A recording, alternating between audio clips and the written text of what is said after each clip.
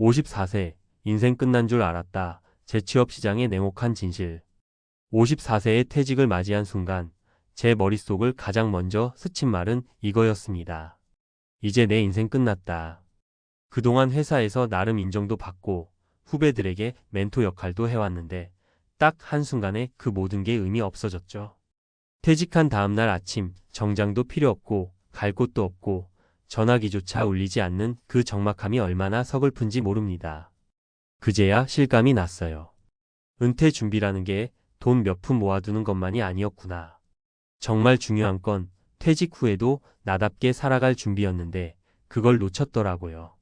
이 글을 읽는 분들 중에도 나도 아직 괜찮겠지 하고 계신 분들 많으실 겁니다.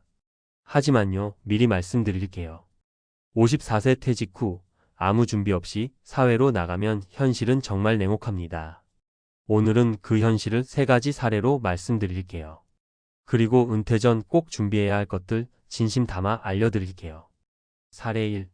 이력서는 100장 넘게 냈는데 연락은 단 한 곳도 없었습니다. 김영수 가명님은 54세에 대기업 영업팀 부장으로 퇴직했습니다. 실적 좋았고 팀장으로서도 리더십 인정받았죠. 그래서 퇴직하고 나서도 내 커리어면 재취업 어렵지 않겠지 생각하셨대요. 하지만 현실은 달랐습니다. 100장이 넘는 이력서를 냈지만 돌아오는 건 연령 초과, 경력 과다, 조직 적응 어려움 예상이라는 차가운 통보뿐이었습니다. 결국 선택한 건 경비직. 이 나이에 직급 상관없이 사람들 눈 피하면서 일하게 될 줄은 몰랐어요.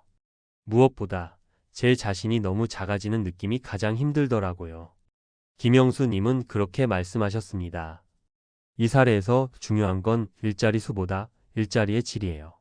준비 없이 퇴직을 맞이하면 선택지는 좁고 자존감은 무너질 수밖에 없습니다. 사례 2. 아내 몰래 새벽 배달 일을 시작했어요. 이정수 가명님은 중소기업에서 30년 가까이 일하다 53세에 희망퇴직했습니다. 퇴직금이 꽤 있었고 작은 상가 임대 수입도 있었죠. 그래서 처음엔 좀 쉬었다가 천천히 뭘 해볼까 하셨대요. 그런데 문제는 생활비였습니다. 자녀 대학 등록금, 부모님 병원비, 고정 지출에 매달 마이너스가 나는 거예요. 이대로 가면 3년 안에 퇴직금도 바닥. 결국 선택한 건 새벽 신문 배달. 아내에겐 운동 간다고 하고 몰래 일했대요. 한겨울 새벽 4시에 자전거 타고 돌아다닐 때마다 내가 왜 이렇게까지 살아야 하나 싶더라고요. 이 사례가 알려주는 건 단순합니다. 생활비는 멈추지 않는다. 은퇴 후에도 계속해서 들어올 현금 흐름이 있어야 고개 숙이지 않고 살 수 있다는 겁니다. 사례 3. 명함 하나 없으니 사람 취급도 안 하더라고요. 박은희 가명님은 54세 여성으로 은행 지점장 출신입니다. 정년까지 버틸 줄 알았지만 구조조정으로 명예퇴직 권고를 받았습니다. 처음엔 여유로웠대요. 주변에서 자문 요청도 있고 강연 제안도 있었으니까요. 하지만 6개월, 1년이 지나자 연락은 뚝 끊겼고 아무도 퇴직자에게 관심을 주지 않았습니다. 회사에 있을 땐 하루에도 수십 통의 전화가 오고 점심 약속도 꽉 찼는데 지금은요? 명함 하나 없으니까 아무도 저를 찾지 않아요. 이 사례에서 드러나는 건 은퇴 후 사회적 연결의 단절이에요. 우리가 느끼는 외로움, 무기력함은 돈보다 더 무서운 문제일 수 있습니다. 그렇다면 지금 우리가 준비해야 할 것은? 여기서 중요한 질문입니다. 퇴직 후에도 나답게 살기 위해 지금 무엇을 준비해야 할까? 하나. 재취업 말고 내일을 만든다는 관점으로 바꿔라. 퇴직 후 재취업만 바라보다 보면 너무나 많은 좌절을 겪게 됩니다. 차라리 내 강점을 살린 소규모 사업이나 1인 일자리를 준비하는 게 훨씬 현실적입니다. 요즘은 시니어 유튜버, 온라인 강의, 소규모 컨설팅도 얼마든지 가능합니다. 둘. 소비를 줄이고 현금 흐름을 확보하라. 고정 지출부터 줄여야 마음이 편해집니다. 생활비를 줄이면서도 작게 벌 수 있는 구조를 만들어야 해요. 월세 받는 작은 방, 월 50만 원씩 나오는 부업 등. 셋. 명함이 사라져도 자존감이 유지되도록 관계와 취미를 준비하라. 사람은 결국 어디에 소속되어 있느냐에 따라 자신감을 가집니다. 퇴직 전에 동호회, 봉사활동, 지역 커뮤니티에 참여해 두는 것만으로도 은퇴 후 삶의 질은 달라집니다. 마무리하며 54세 인생 끝난 줄 알았다. 그 말이 이제는 이렇게 바뀌었으면 좋겠습니다. 54세 인생 2막이 시작됐다. 우린 지금부터라도 준비할 수 있습니다. 남들보다 빨리 시작하는 것, 작게라도 내 일을 만들려는 노력, 그리고 삶의 균형을 되찾는 연습. 그게 바로 은퇴 후 냉혹한 현실 속에서도 나를 지키는 길입니다. 늦지 않았습니다. 지금 당신의 인생 2막을 준비해 보세요.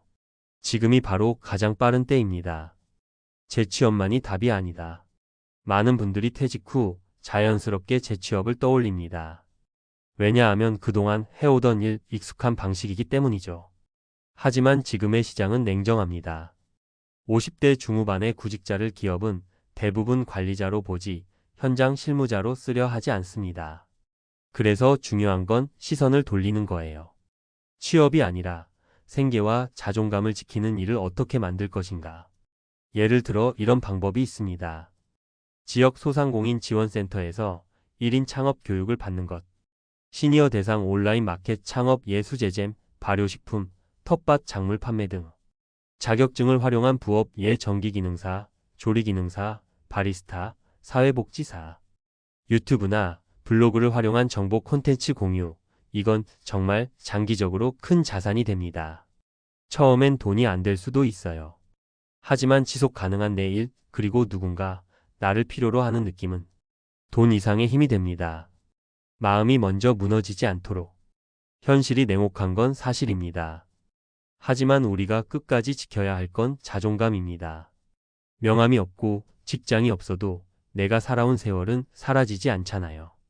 우울감, 무기력, 그리고 자괴감은 대부분 쓸모없는 사람이 된 것 같다는 감정에서 옵니다. 이 감정에서 벗어나는 가장 좋은 방법은 단 하나, 작은 역할이라도 스스로 만드는 것이에요. 예를 들어 하루에 글 한 줄 써보는 것부터 시작해도 좋고, 동네 복지관에 봉사를 가거나 아이들에게 무료 과외를 해보는 것도 훌륭한 시작입니다. 누군가에게 도움이 된다는 감각은 우리 삶을 다시 살아 숨쉬게 해줍니다. 퇴직 후 1년은 골든타임입니다. 퇴직 직후 1년, 이 시간이 정말 중요합니다. 이때 대부분 사람들은 좀 쉬자는 생각으로 시간을 보냅니다. 하지만 아무런 준비 없이 쉬기만 하면 무기력과 불안이 서서히 마음을 갉아먹기 시작해요. 그리고 이 시기를 넘기면 다시 일어서기가 훨씬 더 힘들어집니다. 그래서 권합니다. 퇴직하자마자 하루 루틴을 먼저 만드는 것부터 시작하세요. 아침 몇 시에 일어날지, 언제 운동할지, 언제 공부하거나 일을 시작할지. 하루가 정리되면 삶의 동력이 다시 살아납니다. 이 작은 습관 하나가 나중에 1인 창업, 사회활동, 취미 수익화로도 연결될 수 있어요. 마지막으로 가장 현실적인 조언. 1. 생활비 줄이기부터 시작하세요. 퇴직 후 가장 먼저 해야 할 건 소득이 아니라 지출 점검입니다. 보험, 구독 서비스, 외식비, 고정 지출 등을 하나하나 뜯어보세요. 줄일 수 있는 게 꼭 있습니다. 2. 나만의 생존 기술을 하나라도 만들어 두세요. 기술이란 게 대단할 필요 없어요. 김치 잘 담그면 판매도 가능하고, 사진 잘 찍으면 지역 행사 촬영도 할 수 있고, 컴퓨터 조금 다루면 엑셀 강사도 가능합니다.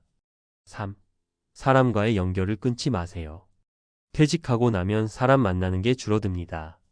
일부러라도 커뮤니티, 봉사, 소모임에 발을 담그세요. 이 관계들이 정보, 기회, 삶의 활력소가 되어줍니다. 맺으며 당신은 아직 끝나지 않았다. 54세는 끝이 아닙니다. 그저 새로운 방식으로 살아가야 하는 시점일 뿐이에요. 누구도 당신의 삶을 대신 살아주지 않기에 지금 이 순간이 가장 중요합니다. 당신이 살아온 시간은 당신만의 자산이고, 지금부터 만들어갈 인생 2막은 오히려 더 자유롭고 의미 있게 만들 수 있습니다. 무너진다고 느껴질 때 기억하세요. 진짜 무너지는 건 나 자신을 포기할 때입니다.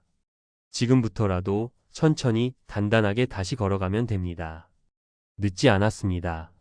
지금부터가 진짜 시작입니다.